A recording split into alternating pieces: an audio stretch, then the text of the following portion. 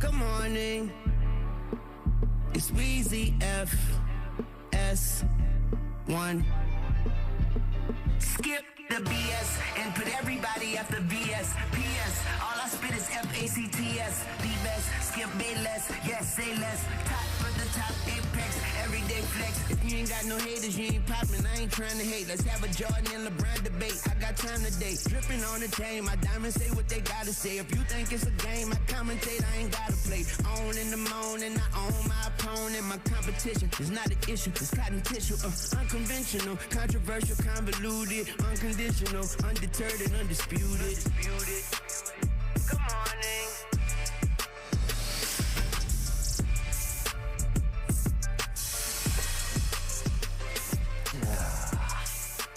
Yeah, easy for you to say, Wayne. It's a great morning for you because you sat right here at this desk on Friday and you all but guaranteed your Packers would win easily at my Cowboys. And you were so right. And I was so wrong to even remotely trust Mike McCarthy and Dak Prescott as 7.5-point favorites at Jerry World, where they had only won 16 straight games. Yesterday, the Dallas Cowboys got exposed as gutless, heartless, leaderless playoff frauds. Frauds. That was by far the most shocking and devastating and humiliating playoff loss in Dallas Cowboy history. My lowest moment ever as a lifelong diehard Cowboy fan. Not your typical fall on your face. This was all time. I threw all my Cowboy gear in the trash last night, and it will stay there. Mike McCarthy has to go today. His replacement has to be, to me, Jim Harbaugh, not Bill Belichick. We'll get into that in just a few minutes. And there is no way Dak Prescott deserves a big contract extension now. Not after throwing 2 first-half interceptions, 1 a pick six, that led to Green Bay 27-0 before halftime. Not after Dak Prescott got into it early with CD and somehow made him mad. I didn't see that coming. Jordan Love is so much better than Dak. I'd love to see if Trey Lance can turn into Jordan Love. Now, would you believe, I hope defensive coordinator Dan Quinn gets a head coaching job. Now I'm not so sure he will, because how do you sell 27-0? How do you sell 48-16 with 6 minutes left in the game? Micah Parsons, he's so overrated. He had the worst pass rush game of his entire career yesterday. Only 1 pressure, 0 sacks, 0 tackles for loss, 1 solo tackle, and 1 assist. Are you kidding me? January 14th, 2024. A day that will live in Cowboy infamy. Okay, but enough from me. Let's see what Michael Irvin and Richard Sherman think. Michael, please, you first. Can you talk me off the ledge? What in the name of Jimmy Johnson happened to our Cowboys yesterday? Listen, this was hard. This was a hard one. Even watching it, and I would have to sum it up first and say this was a coaching spanking on both sides of the ball. I mean, Mike McCarthy took a coaching spanking.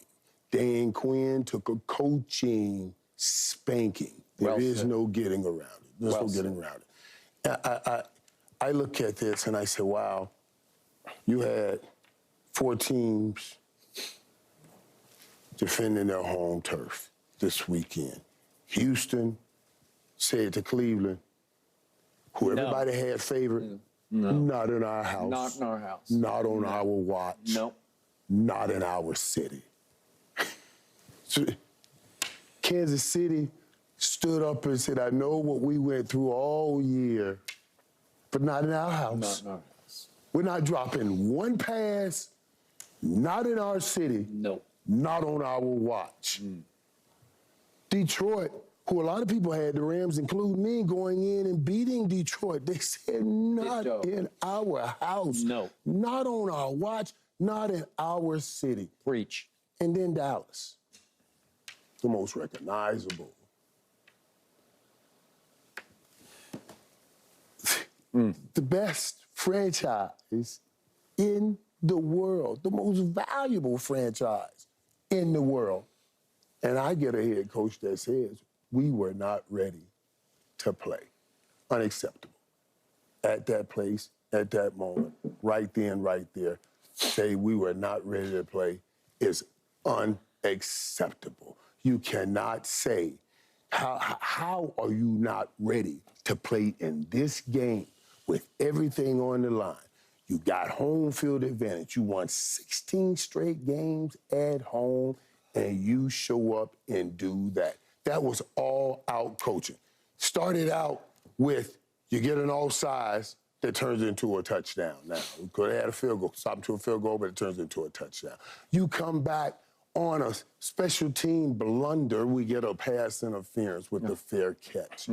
It's like, then we catch a punt in the 5 or 6 yard line. Like, what is going on what here? is that? All of this is discipline stuff. All of this says you're not ready to play a football game that there's no way in the world you should not have been ready to play.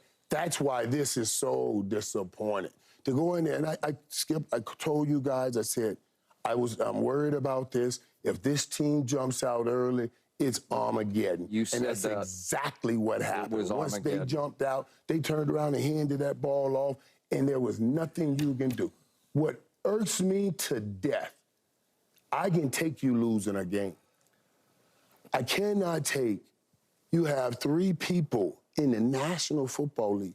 I mean, I didn't see anybody around these 3 guys. Musgrave down the sideline.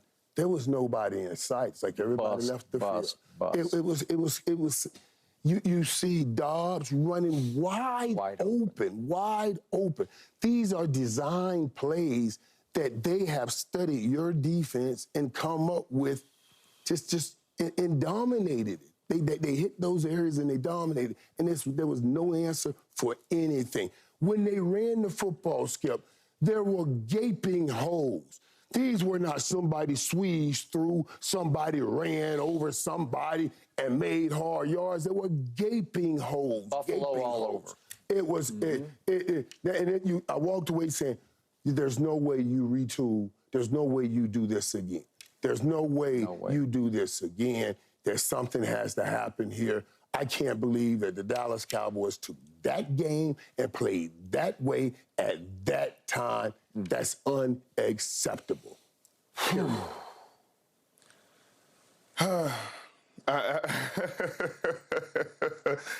Skip, Irv, I hate to be the one. All year, I was called a hater. Cowboy hater. Sherm, you're just a hater. You just hate the Cowboys. You hate the Cowboys.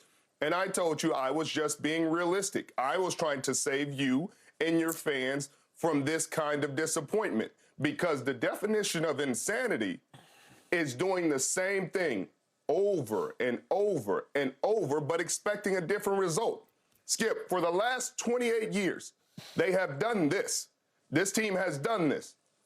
So well, until not a like team that, proves, but they've done this, but not that. Well, Skip, you asked for a historic season. You asked for a historic ending, Skip. That's what you asked for.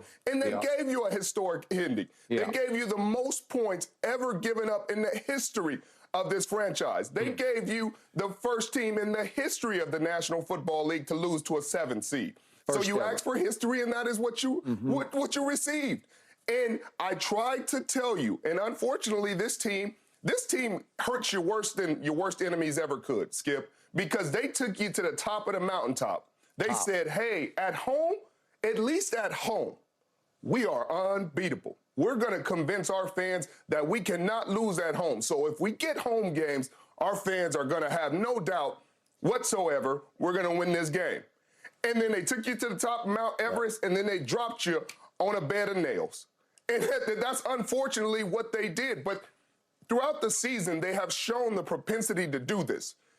They have disappointed in just about every big game that they faced where the expectations were high, where there was something on the line. There was a winning team on the other side.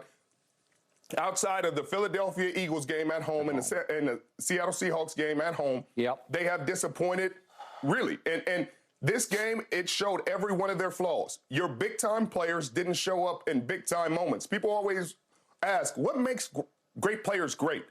It's the playoffs. Right there. It's the playoffs, unless they don't get there. You know what I mean? Some teams, some players never get to the playoffs, so they never get to show that. But in the playoffs, that's what separates the really good players from the greats, the elites, the gold jacket wearing Michael Irvins of the world.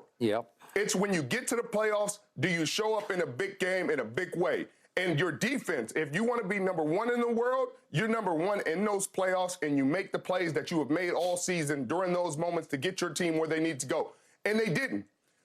Winners focus on winning. They consistently focus on winning. They focus on what they can do better. They focus on how their team can improve. Losers, though, they focus on winners. And throughout this season, your team has focused on the win.